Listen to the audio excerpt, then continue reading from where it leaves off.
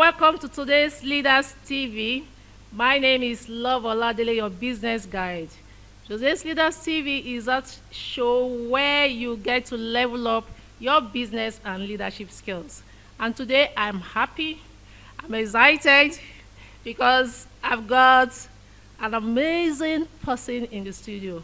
I see him as a father. When I want to write him something, I will say father. I've gotten a new name for him. They say Ose. Ose. Okay, so I met him 2 months ago on YouTube. You see the power of YouTube. You see the connection we are getting on YouTube. His name is Dr. Charles Apoki. You're welcome, sir. Thank you so much. You didn't add I'm your friend, Charles Apoki. God bless you. The area grandfather. Yeah, when I was watching his video, and he was talking about his life experiences, his business. I must confess to you guys, when I was watching him, at that time, I was thinking that because I started online business at a very young age, I started in my 20s, I was feeling, oh, it's only young people that are on this scene now. Let me just see, maybe I should retire and just go back to my... But when I met this man, over 60 years, and that night I couldn't sleep. I was watching the video. I was like, what are you doing? I was in my room actually. My husband was in his room. But I was just laughing. I'll be laughing because I was watching you. I was laughing. So I said, no, I got inspiration from you. And I'm happy you're in Abuja. And I was after your PA that I need to talk to this man. I want him to motivate and inspire my audience. Okay. Because I want you to first tell us, how do you get that momentum to keep on at this age? Okay, I was speaking with Captain Callistus in the cockpit of Air Peace as I was flying from Osubi to Abuja. And I said that you should live a life that has the following P's. P number 1, be your personal prophet. P number 2, live a purposeful life. P number 3, live a planned life. Then P number 4, live your life in phases. P number 1, there were things I declared and decreed upon my life as levels I needed to attain in life.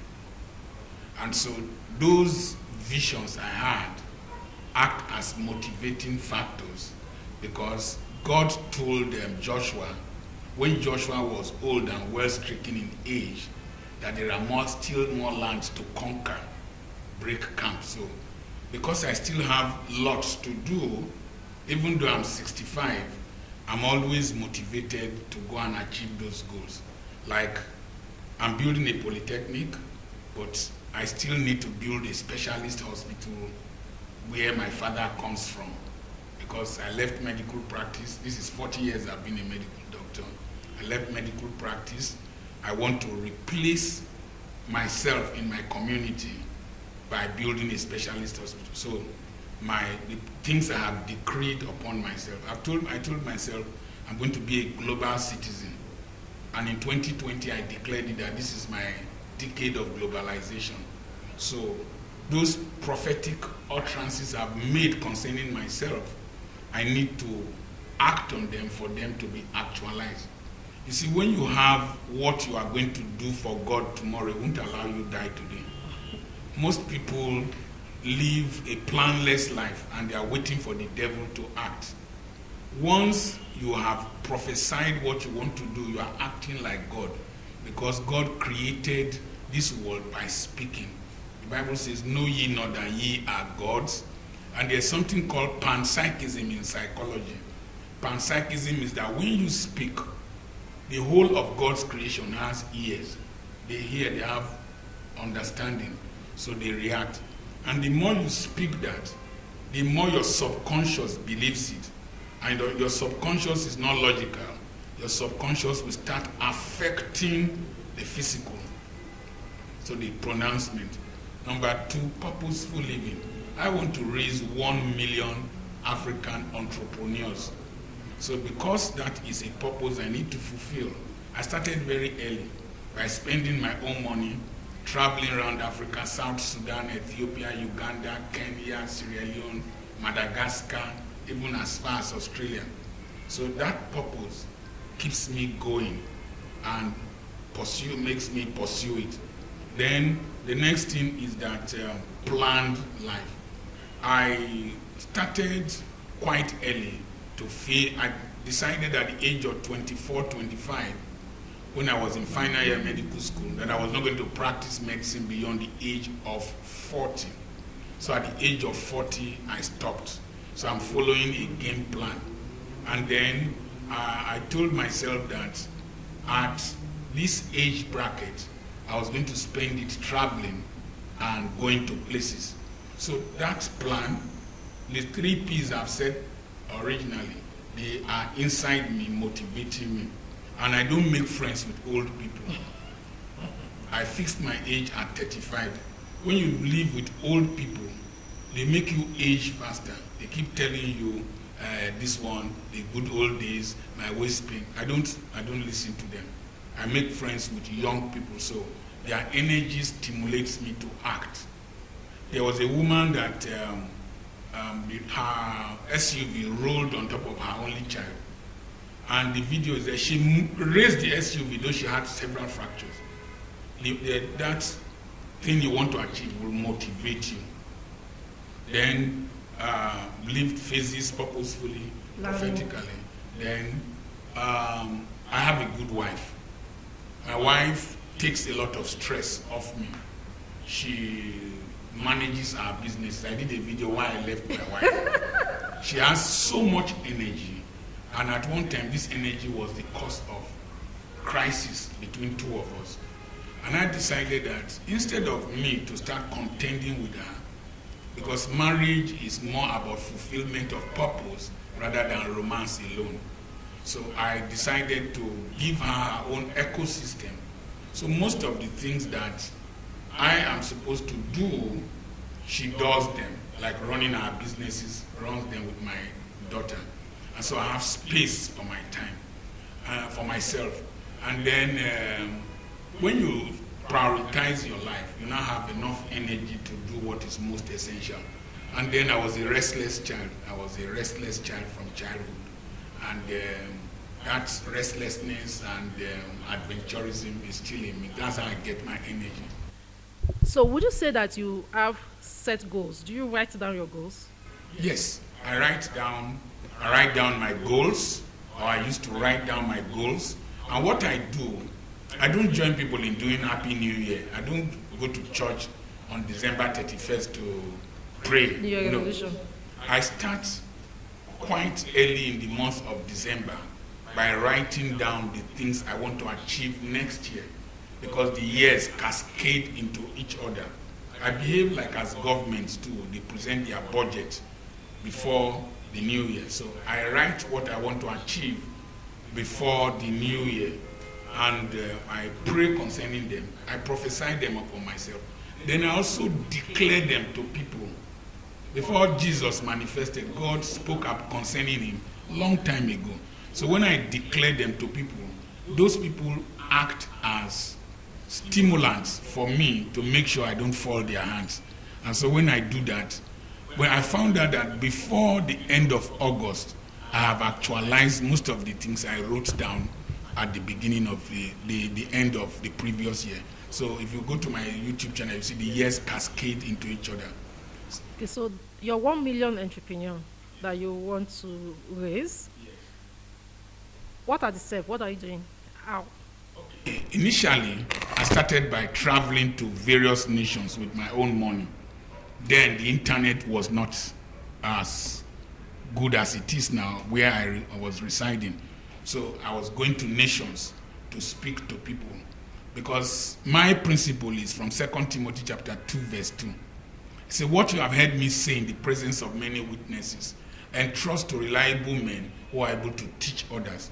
So that principle is, I light my candle, I light your own, you light another person's own. As our candles light up around Africa, we will illuminate Africa.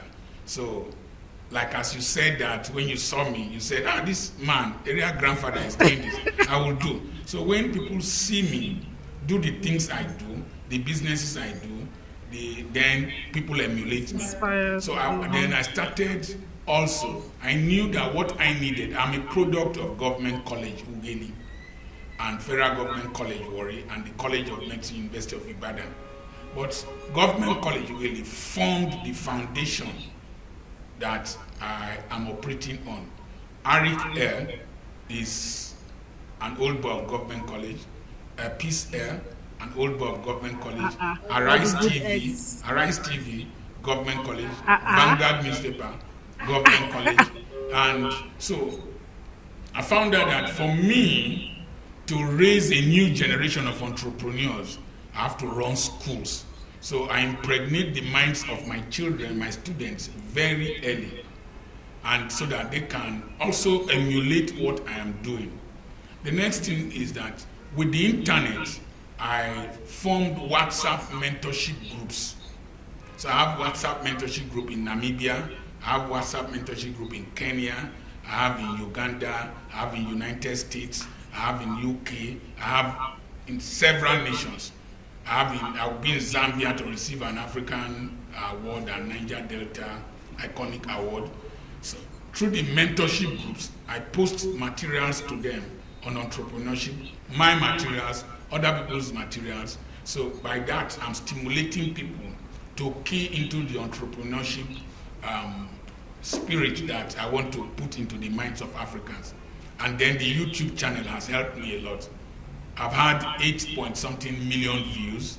I have more than 100,000 subscribers. And so then I run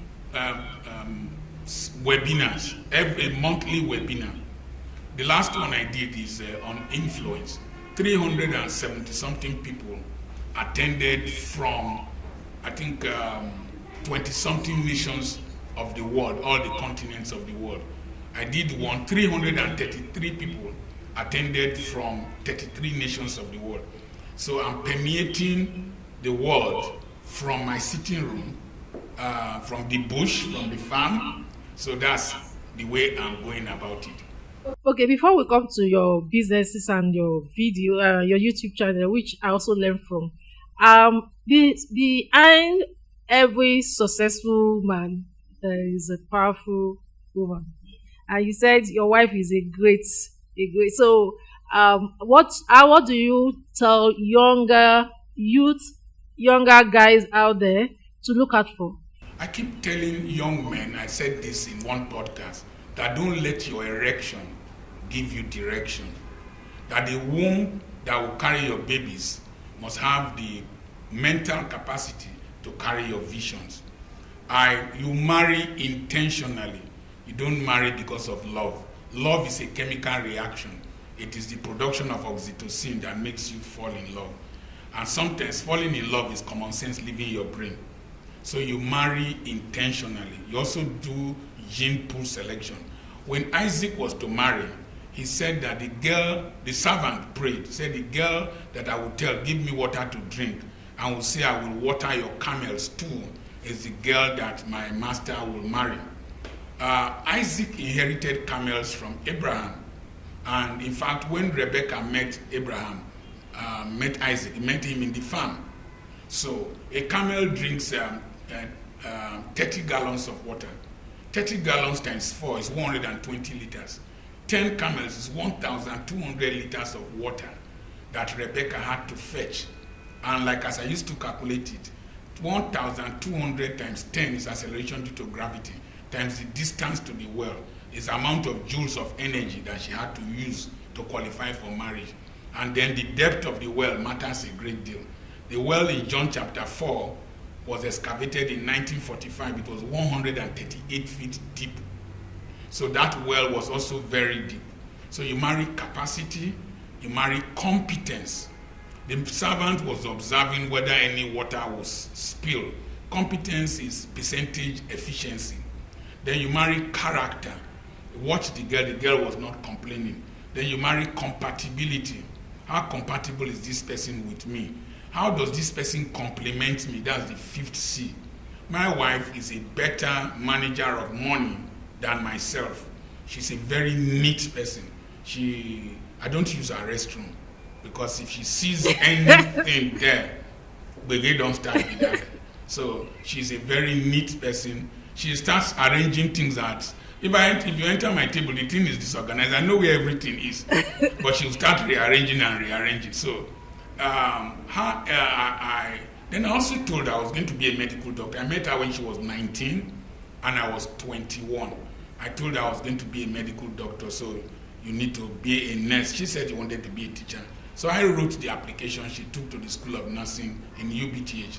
And in my house, she read midwifery at the Abia State University Teaching Hospital. So a woman is a receiver of contribution. That's why she is a womb man.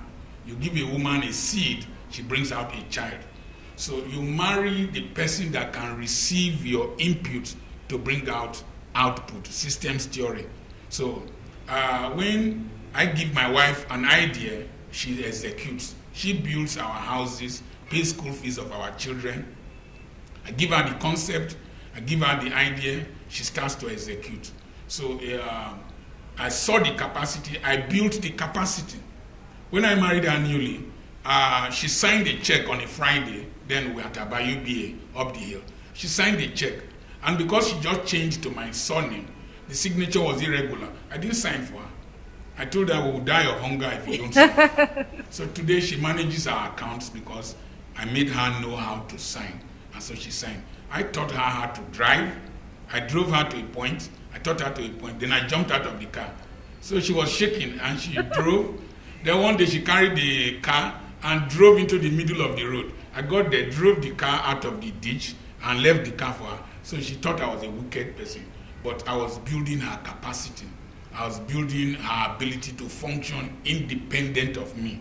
So that's how I was able to build her, develop her. Today she's stronger than I am. She's better for it. Better and all that. Okay, so let's talk about your business life. You started business early. Yes. But you were a medical doctor working. Were you working at any point? Did you work in an hospital? Yes. I was at 27. I was the medical director of Royal Hospital, number 4, Opobo Road. So I decided very early I was not going to be a professor. I decided I was going to be a general practitioner. So the good thing that young people need to know, define your life early, then you can refine it. That is, you decide the direction you are going to, then you can start modifying the vision. My father told me in primary 4 I was going to be a medical doctor. I became a medical doctor and worked in that same hospital where my father was a refuse collector. So I had a defined vision. The next thing was that I wanted to be a general practitioner because I knew that medicine will give me an early leverage. General practice will give me a foundation to build wealth so that I can train my children to become specialists. My son is an orthopedic surgeon in Germany. But when I leave here, I'm going to Germany. He's an orthopedic surgeon. He's not yet married. He's a young man. So I decided that I will form the financial base. So I acquired skills. I was able to run a 40-bed hospital at the age of 27. Then at 29, I opened my own practice at Aba. Then at 40, I stopped. But before I stopped practicing medicine, I wanted to be a businessman. And at that point, when I was importing cars, I was selling cars. I was importing fish meal from Pakistan. So I was doing businesses as I was practicing medicine. So when it got to a point, I needed to leave Aba, because when you plant a palm tree in a bucket, it's either the palm tree will remain stunted or it will destroy the bucket. Aba was not intellectually stimulating for me. There was a point when I saw my mates who went to the same schools with me. They had gone far ahead, so I needed to do catch up. And I told my wife I needed to relocate with her to reconfigure my life.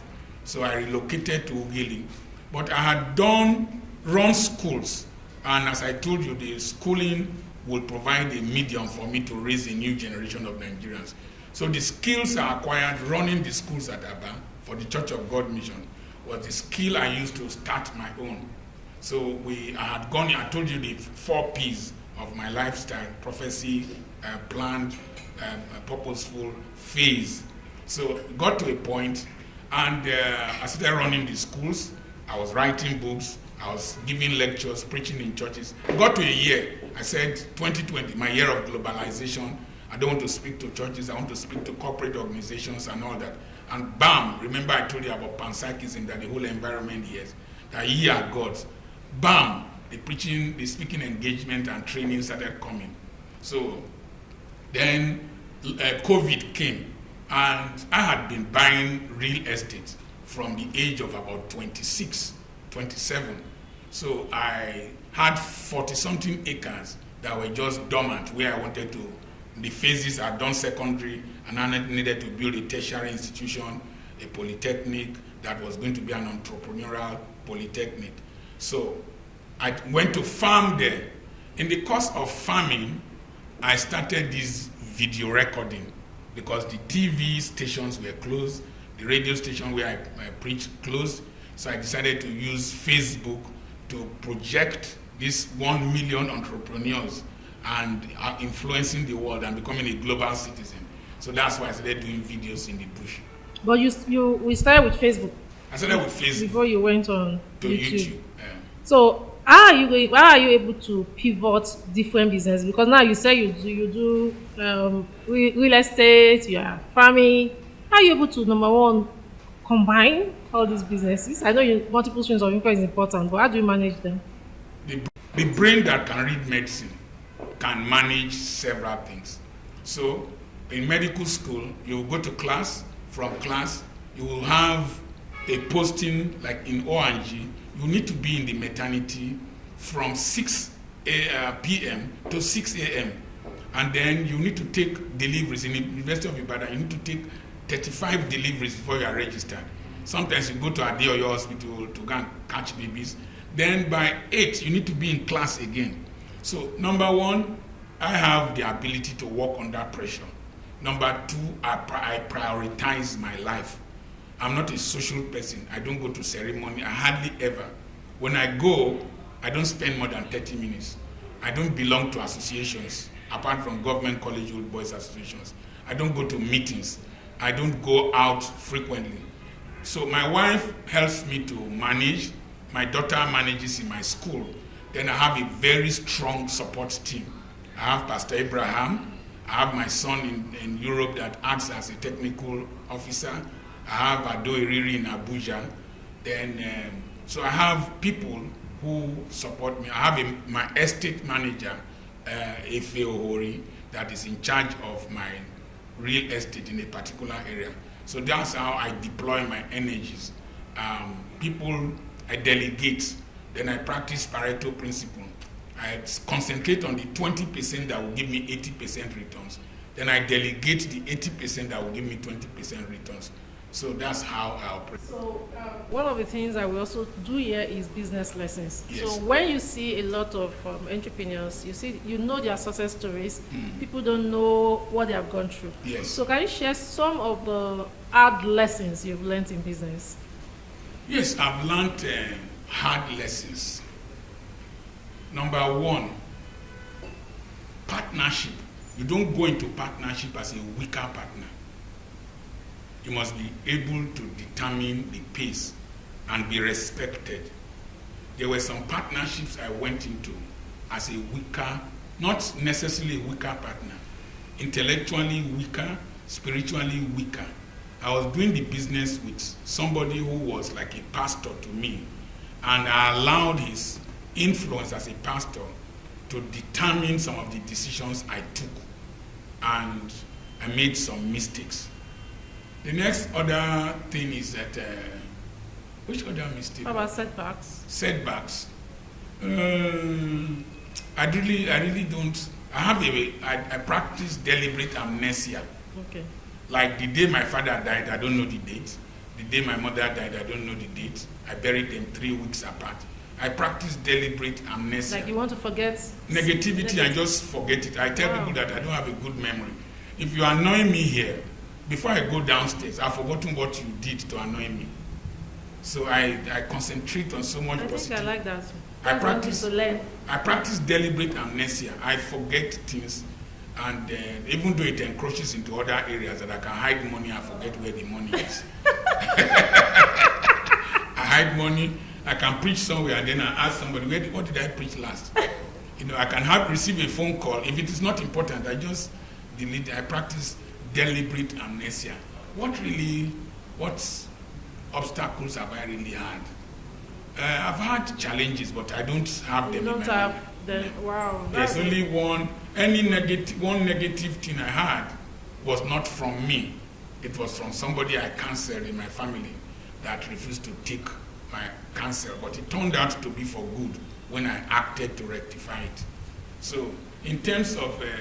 Well, I was actually watching your video recently, the one for Bob Brisby, where you're talking about an experience of a friend that you shared so much secret with. Yes. And I was discussing with that person as I'm discussing with you now, sharing what I do, my business principles and all that. And the person had a disagreement with the things I also say.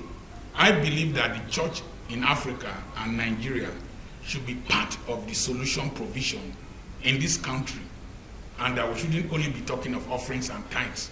We should provide solutions. In fact, that's the lecture I'm going to give in the afternoon. So, and we as pastors, we are being looked as a blanket voice, and I want to speak differently. I want to project Christ differently. And that person was the beneficiary of the present system, and he reacted very vehemently in a public place that the person was not even invited to be a speaker. The person was to come and meet me to do something, and he reacted and started castigating me. I was a field pastor. I was this and that and that and that. Went and spread so many things. But I really don't care. Now, you sabi, that's my principle. I really don't care. I'm not a normal person. But I learned a lesson that it's not every person that should benefit from the tips that you have helped you. You see, people call me a miser, that I'm miserly, but I'm frugal. It's just because I shared with them how I manage my resources. I've not eaten today. It has helped me to keep my weight, and it has helped me to have good blood pressure. I was even coming to that. How you are able to, be so healthy at 65. Yes, I don't commit adultery. I don't do adultery. I don't do adultery as a principle. I don't, because if I tell my wife I love you, it should mean that I'm committed to you. I'm responsible. And I can't see myself kissing another woman. I can't see myself sleeping with another woman, health-wise and all that. So I don't do adultery. Number 2, I don't indulge in too many frivolities. Number 3, when I want to rest, I rest. Number 4, I don't owe. I don't owe workers. I don't owe banks. Apart from the loan I took in 1988 when I was approaching 29 to open my practice, I've never taken a loan from a bank. I will practice delayed gratification. Then I laugh a lot. How about cooperative society? I belong to several cooperatives. So you get loan from those ones? Yes, because your money is there. Okay. You are not under pressure. The interest rate is low compared to the high interest rates from the bank. And if you can't pay, after 10 months, they will reloan it to you at a lower percentage. So myself, my children, my wife, grandchildren belong to cooperative societies. I'm learning that. Cooperative society. Yes. And there's a cooperative college here on the way to Kaduna, Federal Cooperative College. So I try as much as possible not to put myself under pressure. Undue pressure. I'm not imitating any person. I accept that I'm crazy. I accept that I'm abnormal, so I've accepted myself. Then I don't eat much. I must wait till about 12 o'clock before I eat. Then I drink ginger and honey, and then tea. I drink cinnamon, and then I trek a lot, and I laugh a lot. Yeah. Laughter is a medicine. And then I eat more of African meals. People would think that Gary has so much Starch, energy. carbohydrates. Yes, but it digests slowly. So the glucose that is released into your system comes slowly because it is not processed. So, and by the time I trek up and down, carry cassava on my head, walk in the farm, and laugh, and do videos. That's a good one. So let's go to the Facebook, the YouTube. So we have youth that may be watching, admiring you for your 100,000 subscribers. How did it all begin? What did you do? Okay, number one, it started during lockdown, stroke, and SARS. Those two things came together. So, as I keep telling people, and I've been teaching this, number one, information. Number two, instruction. Number three, instinct.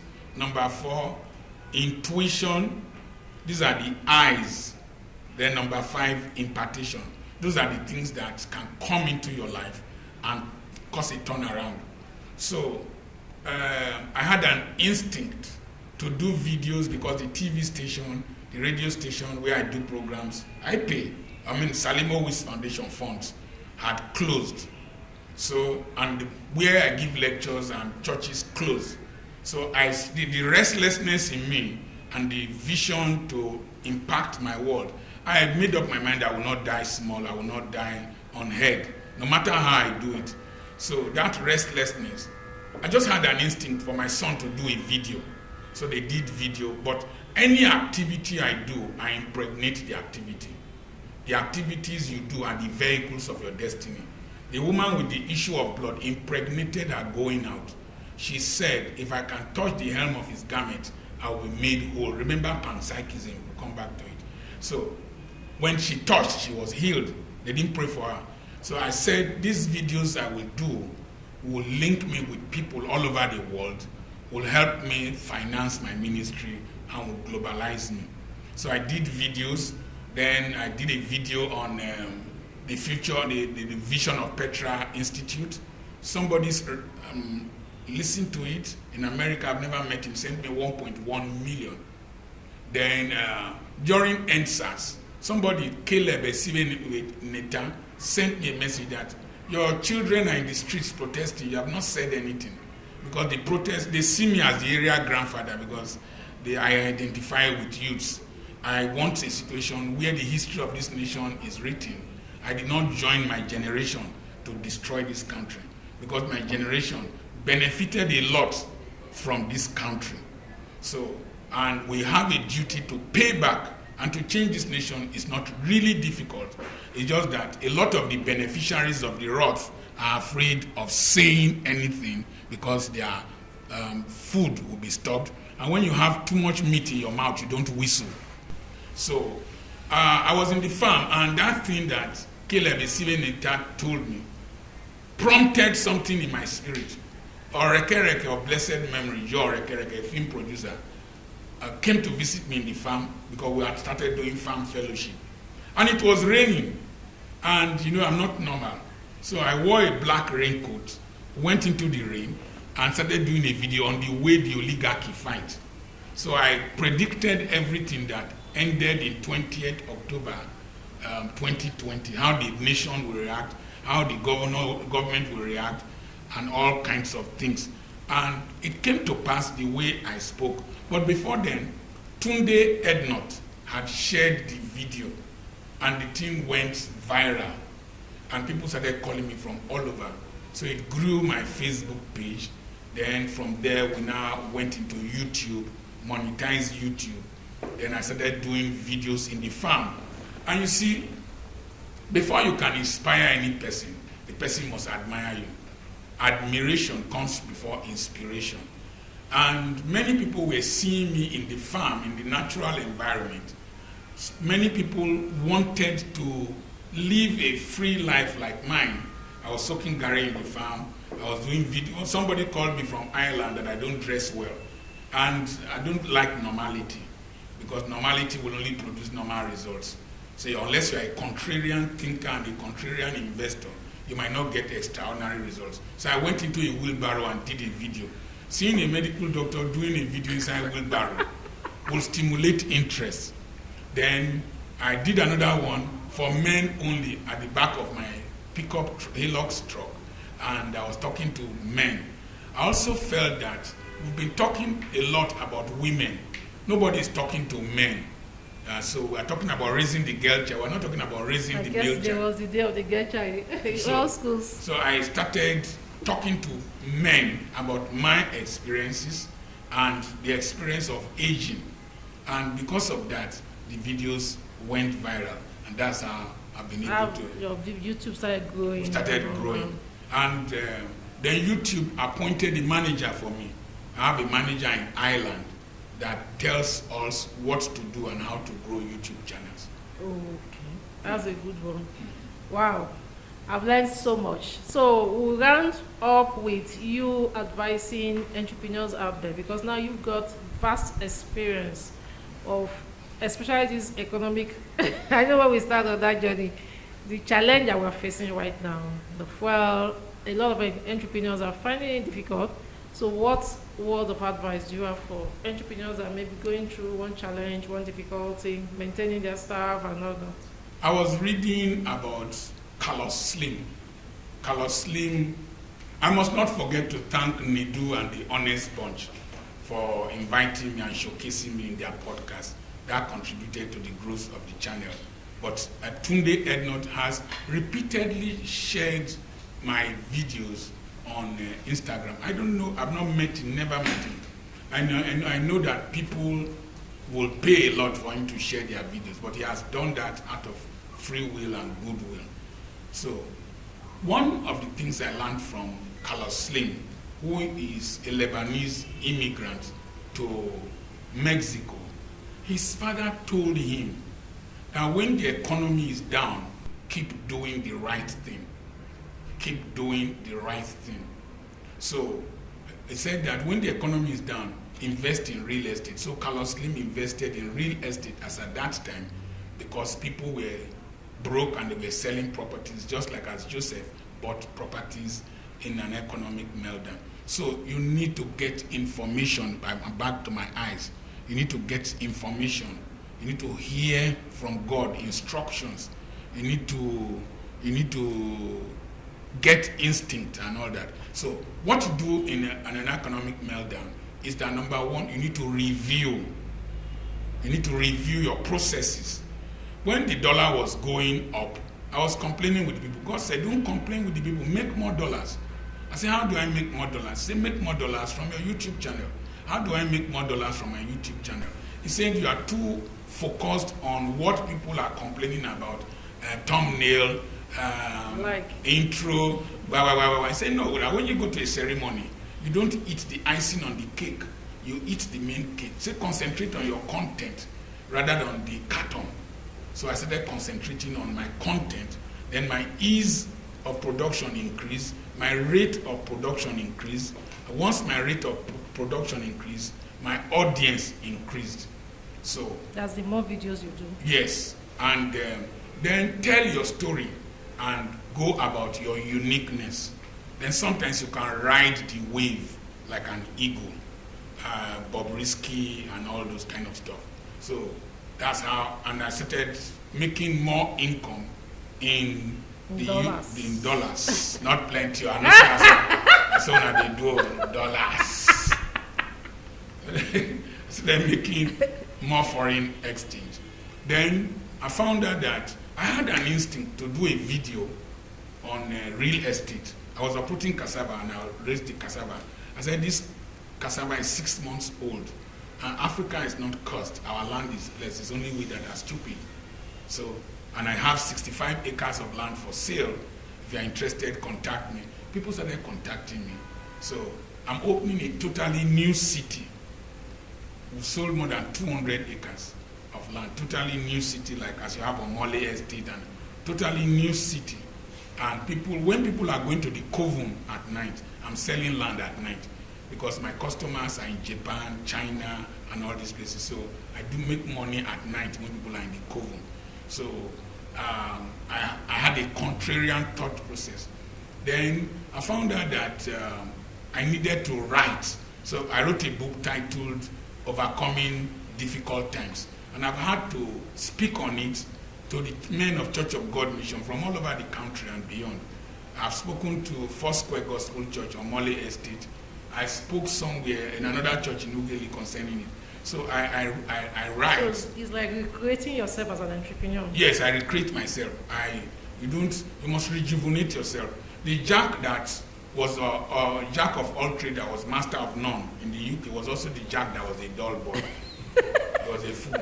I'm an intelligent person. So you recreate, you add more values. You reinvent yourself. Because your wealth is audience dependent. The audience you create determines your wealth. And you see, people complain about Nigeria, poverty capital of the world. No. I went to do a master's in public admin at the age of 56 to the age of 58 after studying medicine, because I wanted to know what the social scientists know. And I made 10 A's. I was the best graduating student with my children's age mate. And my project was on the sustainability of small and medium enterprises with special reference to Akamu production in Okorodafi Street. I found out that Akamu production in Okorodafi Street started in 1958. 1954. I was born in 1959, and the thing is still there till today. So I went there and interviewed the women, and then I used the base of the pyramid theorem by C.K. Prahalad, who was a professor in Michigan University. Today that center is run by Ted London. He said that if you can produce for those people, render services to those people who earn less than $2.5 a day, that you will be socially relevant and you will make wealth. Because as at the time he postulated that theorem, the population of the world was 7.5 billion, and 4.5 billion were living on less than $2.5. So if you can produce something for those who are living on less than $2.5, you can render a service, you can meet their needs, you will be meeting a large chunk of the market. That's why you have POS, it's all over the place now. That's why you see margarine, tea, coffee, sugar, they are sold in sachets. Detergents, they want to meet toothpaste, they want to meet the needs of the poor. Ironically, poor people consume a lot. When they want to put toothpaste in a toothbrush, they put it from the beginning to the end.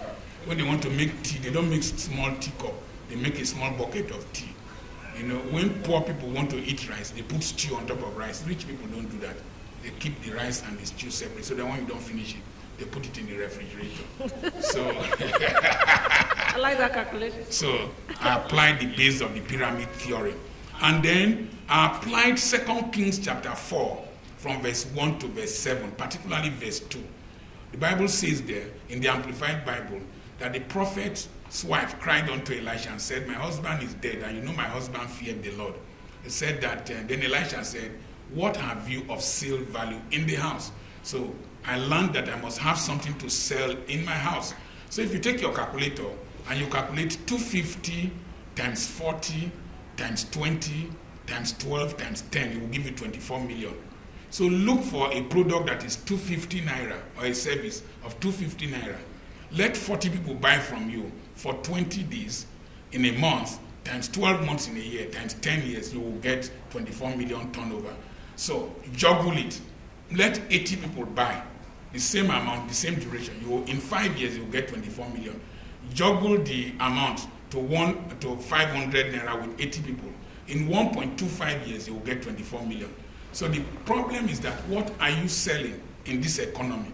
If the economy is bad, if they increase the price of petrol, I increase the bus fee in my school. You increase the price of petrol, I increase school fees. I have so many products. I sell plantain chips from my plantain in my house. I sell coconut candy from my coconut in my compound. The chickens people are going to eat in December, I'm already rearing them. They are 8 weeks old. So I rear them in my poultry. I sell plantain suckers. I sell gari. I carry cassava on my head. So when the economy went down, gari price went to 3,000 naira for the 2.5 kilogram. And I had several acres of gari. So I started selling. So the economy really is not affecting me, frankly speaking. The economy has been a blessing for me. And I hope they won't see this as wickedness. But as the economy is bad, people are selling real estate. They want to bury their grandmother, they want to bury father, they want to do this. And I already have capital, just like Joseph bought the land and even bought the people. So I'm buying land. I buy every day, because it's a simple process. The Bible says, give and it shall be given unto you. But the Bible says you can't give what you don't have. The Bible also says that to him who has, more will be given. So the secret of having is to have. Then I was telling my last born that this economy is not affecting me. He said, Daddy, you prepared in advance of the economy. Yes, the truth of the matter is that for Isaac to sow in the land, Isaac has to have seeds to sow. So I have been saving, I've been living a frugal life. And so when the opportunity came, I'm investing and reinvesting. So he who has cash has sway. So I've been investing and reinvesting and living an extremely frugal life. Then creating value. I'm creating value, and value is money. Value is the currency of life. Where we went to now, somebody came, gave me books and gave me money. I've not looked at it, whether it is dollars. I saw it. You saw it in your eye. So I'm always broke because I always reinvest. If you keep money in the depressed economy, it will lose value. Use it to create service, use it to create product. It is only him who does not have what to increase the price. Yeah, your books. Let me bring doctor books. So I bought all your books. When I saw you, I bought all of them. I asked Pastor Abraham, I said, give me. I said, this books. I said, I must read all these books. Yes. And one of the things I picked from your book, which I don't know before, is about labeling your money. Yes, labeling your money. I can never forget that. You must label your money, because there are different types of money. You have dead money. Dead money is the money you used to do dorime, ameno, VSOP, blood purifier. It will end up in the toilet. At the end, there is non-living money. Furniture, they don't increase in value. Then there is living money, the money you invest that keeps bringing money. Then there is eternal money. My wife's grandfather sent money from the dead land of the dead after he has died more than 30 years back. The simple reason was that he had real estate, a mast is there, so the mast keeps bringing money. That money is eternal money, so you must make eternal money. Then there is irresponsible money. Money is a slave. If you don't give it responsibility, it will create responsibility for itself. So when you have money in a depressed economy, there are many beggars and many things around. So tell your money, I'm going to use this money for something. When you talk about that labeling, apart from labeling the money now, when I label, I think you use it for what I label it for. Because if you label and you still keep it in that, it will go. It will attract problem. It will attract problem. Yeah, so immediately I love that you message. get money, no matter how small, invest into something. Even if it's bringing, my wife can buy Maggi of 5 naira. I should be able to make 15 naira profit from something. There's no money that is too small for me to make, no matter my status. So doctor has books because the philosophy of the ant, yes. This is one of my favorite. Money is an idiot. Money has no religion. I read that book and becoming outstanding. Then another one I love is eco income. So this eco income actually, yes. Well, I was listening to one of your videos and you were talking about eco income, and you said the eco income is in your book. You should go and learn it. That was when I started saying, this man has book. Let me go and look for this book. So you now gave your number in one of the videos. YouTube. I said no. I called that. That was when I got to you that I want to buy all your books. I sent you a message. You said go and talk to Pastor Abraham. Man, I have read these books and I have learned from the book. At least I've told you one that is working for me now. Yes. Labeling your money. As the money is coming in.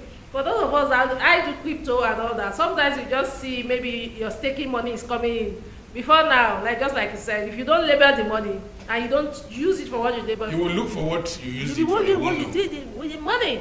So guys, you need to learn to label your money. Take that now. He taught me that in his book, and I'm doing. As you see, my entrepreneurship principle is working. I'm practicing that already, labeling my money. So I want to say thank you so much. I've learned from you from just the few moments, and I'm sure our audience you've learned so much as well. This is a man you should look for. Dr. Apoki is everywhere on Facebook. Just take your phone and just say, Dr. Apoki. I will show you. I will show. I was in Ghana. I didn't know the immigration there would know me. Oh, this is the man. I'm amazed at the number of people who know you, yes, all over the world. Yes. And I like the fact that it's giving us inspiration. If you are out there and thinking of starting your own Facebook, starting your YouTube, even gave us an analogy now. When at the event, he was at an event and I went to learn.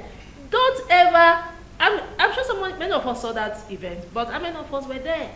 Don't ever think that you know too much. You don't get to a place where you are complacent and you think, oh, I've known enough, what would this man teach me?